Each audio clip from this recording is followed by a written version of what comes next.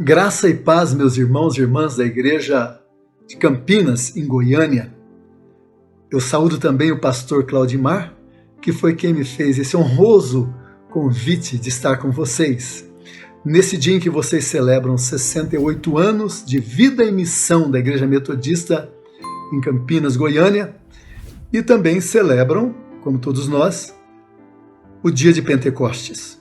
Então quero convidá-lo para ler comigo o texto bíblico que se encontra na carta do apóstolo Paulo aos Romanos, capítulo 15, apenas o versículo 14. Então, Romanos 15, 14, que eu leio na versão revista e atualizada de João Ferreira de Almeida, que diz o seguinte: E certo estou, meus irmãos, sim, eu mesmo a vosso respeito, que estáis possuídos de bondade, cheios de todo conhecimento, aptos para vos admoestardes uns aos outros. Eu quero ler novamente e espero que você tenha memorizado esse texto até o final dessa meditação. Vou ler novamente. E certo estou, meus irmãos, sim, eu mesmo, a vosso respeito, de que estáis possuídos de bondade, cheios de todo conhecimento, aptos para vos admoestardes uns aos outros. Que Deus nos abençoe na meditação a respeito desse texto bíblico. Meus irmãos e irmãs, o apóstolo Paulo, sempre muito sério, sempre muito lúcido nas suas escritas para as igrejas. Mas ao ler esse texto, eu tive a impressão que o apóstolo Paulo estava brincando ou que estava fazendo uma média com a igreja de Roma. Porque ele dá à igreja algumas características que parece impossível que uma igreja tenha todas elas. Mas estudando esse texto, eu percebi que o apóstolo Paulo não estava apenas sendo muito sério, mas ele estava refletindo profeticamente aquilo que Deus quer para todas as igrejas, em todos os tempos, em todos os lugares, inclusive para a igreja em Campinas, Goiânia, nesse tempo de celebração de 68 anos de vida e missão. É um texto tão sério que vale a pena a gente meditar um pouco mais a respeito dele. O apóstolo Paulo começa dizendo: E certo estou, meus irmãos, sim, eu mesmo a vosso respeito. Paulo está dizendo: olha, eu tenho certeza disso. Eu estou convicto do que eu vou falar a seguir. Ninguém me falou isso não, eu que sei que é assim. E depois então ele fala a primeira frase que eu quero meditar com vocês. Ele diz que estáis possuídos de bondade. Estáis possuídos de bondade. Parece até contraditório, porque lá no capítulo 3 de Romanos, versículo 12, o texto diz o seguinte: Todos se extraviaram, a uma se fizeram inúteis, não há quem faça o bem, não há nenhum sequer, não há quem faça o bem. No capítulo 3 e depois no capítulo 15, estáis possuídos de bondade. Não há quem faça o bem, estáis possuídos de bondade. Toda vez que eu acho que há uma contradição na Bíblia, eu que não entendi o texto, eu preciso estudar mais. Por isso, olha aqui como não há contradição. No capítulo 3, Paulo está falando da natureza humana. Por natureza não há quem faça o bem. O ser humano tende para o mal. O ser humano tende para o erro. É por isso que a educação, o estudo, a escola é tão importante. Se alguma professora nos ouve, ensinar é orientar em como fazer o certo, como fazer o bem. Porque o ser humano, desde criança, tende para o erro, tende para o mal. Então Paulo está dizendo lá, por natureza, todos, ou ninguém faz o bem. todos tendem para o mal. E aqui, olha que coisa interessante, por isso que eu gosto dessa versão que eu li. Paulo usa a palavra exata. Ele diz, irmãos, vocês estão possuídos de bondade. Eu gosto de meditar sobre isso porque eu cresci na igreja e sempre ouvi, quando se fala de que uma pessoa está possuída, a gente está pensando no mal, foi possuída pelo mal. Ah, fulano está possuído, você já quer se afastar dessa pessoa, porque vai fazer coisa ruim. E agora, Paulo diz, vocês estão possuídos de bondade, ou seja, alguma coisa possuiu vocês e que como consequência vocês estão cheios de bondade. Vocês foram possuídos. E a gente sabe, meus irmãos e irmãs, que o cristão está dominado pelo Espírito Santo, aquele mesmo que foi derramado sobre os discípulos em Pentecostes.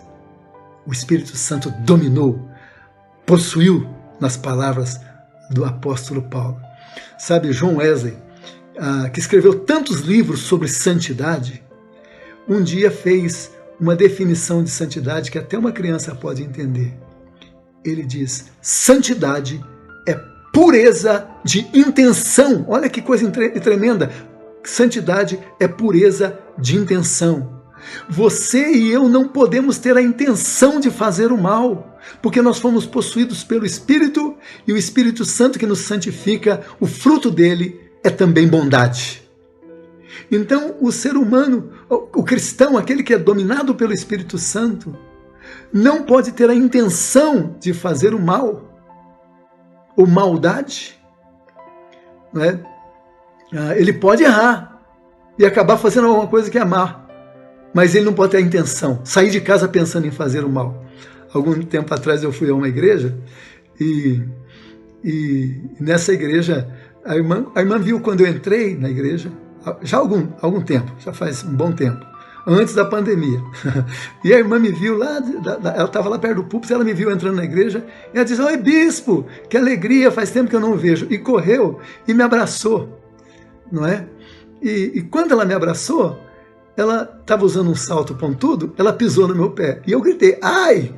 E ela disse, me perdoa, bispo, não foi a intenção. Já estava perdoada, porque não foi a intenção, ela não fez por mal. Ela quis fazer o bem e por acidente fez um mal para mim. Então, você pode errar e para isso existe perdão. Mas você não pode ter a intenção de fazer o mal, porque você, meu irmão, você, minha irmã, está dominado, possuído pelo Espírito Santo. A segunda coisa que o apóstolo Paulo fala é que aquele povo estava cheio de todo conhecimento. Cheio de todo conhecimento. Parece outra coisa difícil, não é verdade? Parece outra coisa difícil. E se nós formos lá em Romanos 3 de novo, dá a impressão que o apóstolo Paulo está se contradizendo, porque em Romanos 3:11 agora, ele diz, não há quem entenda, não há quem busque a Deus, não há quem entenda. E na Bíblia, entendimento, conhecimento e discernimento são usados como sinônimo. Entendimento, conhecimento e discernimento. E aqui Paulo está dizendo, não há quem entenda, não há quem discirna, não há quem conheça. E depois ele diz, vocês estão cheios de todo entendimento. Vocês estão cheios de todo conhecimento. Vocês são cheios de todo entendimento, de todo discernimento. Meus irmãos e irmãs, para que a gente possa saber que é uma verdade isso aqui, eu quero dizer o seguinte, isso aqui é uma verdade que Satanás sabe e tenta fazer o povo de Deus esquecer. Essa é uma verdade que Deus sabe e quer fazer o povo de Deus lembrar. Essa é uma verdade que as pessoas de fora, não cristãs, sabem e gemem para que a gente use essa realidade. Veja bem, há um texto bíblico que nós usamos de maneira equivocada muitas vezes, porque conhecemos só um versículo, não conhecemos o contexto. Deve haver muitos outros textos bíblicos, mas eu quero falar de um específico, que é muito usado. É aquele texto de 2 Coríntios 2:9, que diz o seguinte, nem olhos viram, nem ouvidos ouviram, nem jamais subiu ao coração humano o que Deus tem preparado para aqueles que o amam. Meus irmãos e irmãs, se eu pensar nesse texto só essa parte, e a maioria só conhece essa parte, eu vou usá-lo errado, vou interpretá-lo errado e vou pregá-lo de maneira errada. Porque esse é o versículo 9, eu vou falar o versículo 9 e 10. Nem olhos viram, nem ouvidos ouviram, nem jamais subiu ao coração humano o que Deus tem preparado para aqueles que o amam. Esse é o versículo 10. Se eu entender assim, eu vou dizer então, o que Deus tem preparado para aqueles que o amam é um mistério, porque os olhos não viram, os ouvidos não ouviram, nem passou pelo coração humano. Mas o 10 diz assim, mas Deus nos revelou pelo seu Espírito, e o Espírito todas as coisas perscruta, até mesmo as profundezas de Deus. Deus diz, olha, os olhos não viram, os ouvidos não ouviram, o coração do humano não sentiu, mas o Espírito revelou para nós, e o Espírito conhece as profundezas de Deus. Paulo está falando do tripé do ser humano, corpo, alma e espírito. Os olhos e os ouvidos são corpo. O coração, ele está falando da alma. Ele fala, o corpo e a alma não percebeu, mas o Espírito revelou. O Espírito de Deus que testifica com o nosso Espírito revela as profundezas de Deus para nós. Deus sabe disso e quer que nós lembremos. O diabo sabe disso e quer que nós esqueçamos. E as pessoas ao nosso redor sabem disso e quer que nós usemos para a glória de Deus e para ajudá-las. Como é que eu sei que as pessoas sabem disso? Aquilo que nós às vezes não queremos saber e não reconhecemos. Você tem um amigo, uma pessoa próxima de você, ou um parente, que não é cristão e que zomba ou já zombou de você em algum momento, por você ser cristão, por você ser discípulo de Jesus.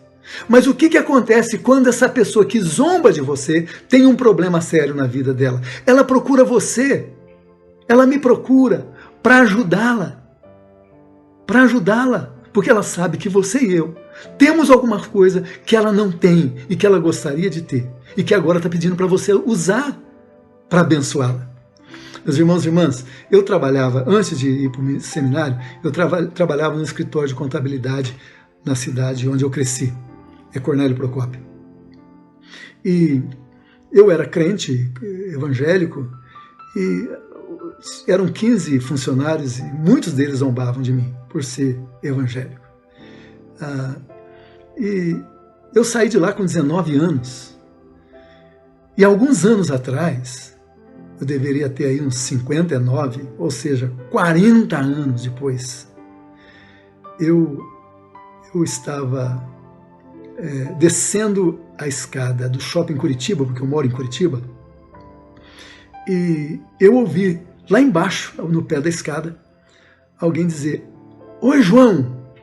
Ora, não existe só um João no mundo, então eu olhei para a pessoa, podia ser eu, mas eu olhei, não reconheci, fiquei com aquela cara de interrogação, e a pessoa disse, um rapaz, disse, João da igreja! E eu me lembrei que no escritório, para zombar de mim, eles me chamavam de João da igreja. Ah, João da igreja, vive na barra da saia do pastor. E quando ele disse João da igreja, eu falei, é comigo mesmo. E desci quando cheguei lá embaixo. Ele estava esperando. E estava com uma moça. Ele disse, ô João, essa é minha filha. Eu estava com a minha esposa. Ele disse, essa aqui é a Aldir, minha esposa. E nós conversamos, lembramos de algumas coisas do passado. E menos de 5 minutos, ele disse, João, eu estou vivendo um problema muito sério.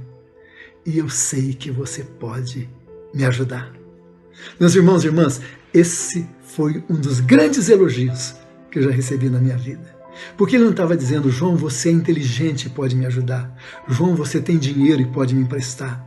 Eu sei que ele estava dizendo, João, você é um homem de Deus. E eu sei que você pode me ajudar, porque depois ele contou o problema, era exatamente isso. Eu disse 40 anos depois, o Bira O nome dele era Ubiratã. Ubiratã estava reconhecendo em mim ainda um homem de Deus. Meus irmãos, o mundo sabe que há em nós coisas que o mundo precisa. Pode zombar de você, mas o mundo sabe disso. E Paulo está dizendo, vocês estão cheios de todo conhecimento.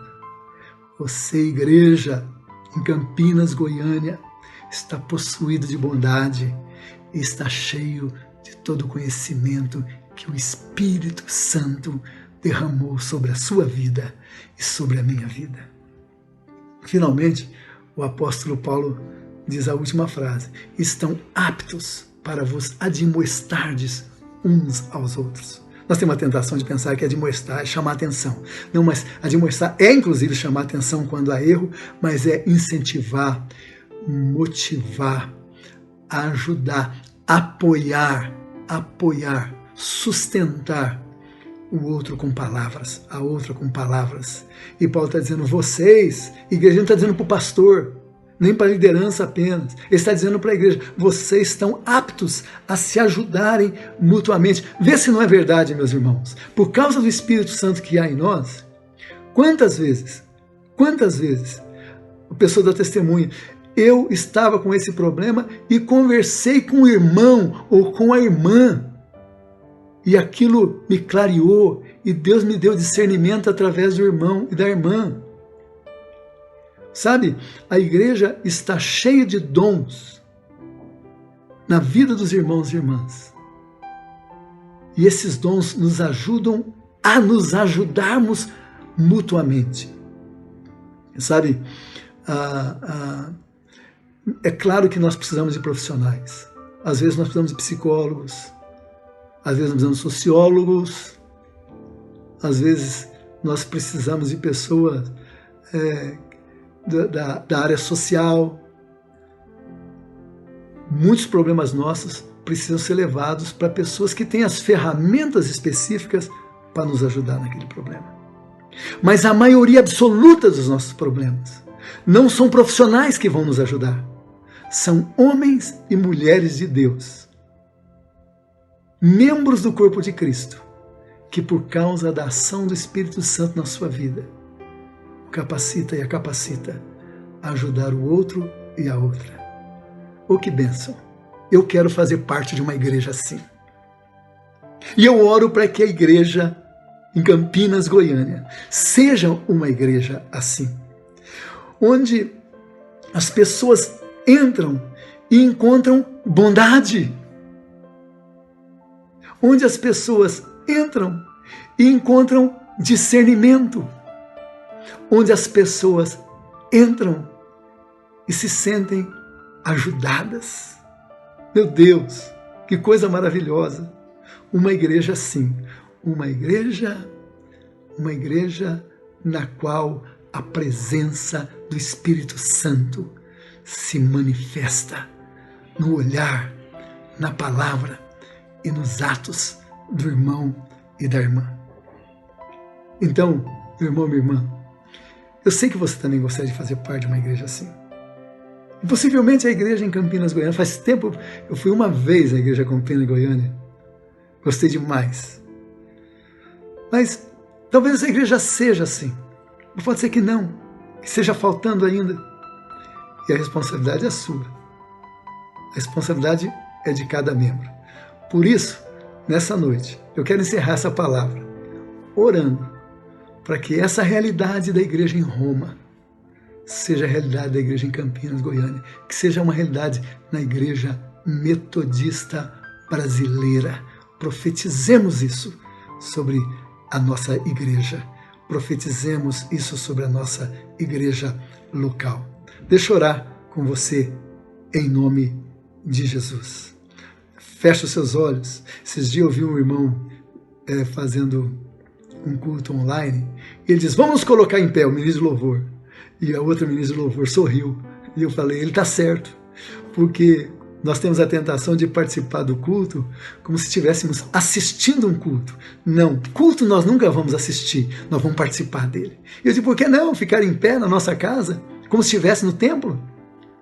E por que não fecharmos os nossos olhos, colocarmos nossas mãos no coração e pedir a Deus que derrame do seu Espírito sobre nós e sobre a nossa igreja, de tal forma que nós sejamos possuídos de bondade, cheios de todo entendimento e aptos para nos admoestar, para nos admoestarmos uns aos outros. Já decorou o versículo? Se não, faça um esforço aí para decorar, tá bem? Vamos orar nesse momento.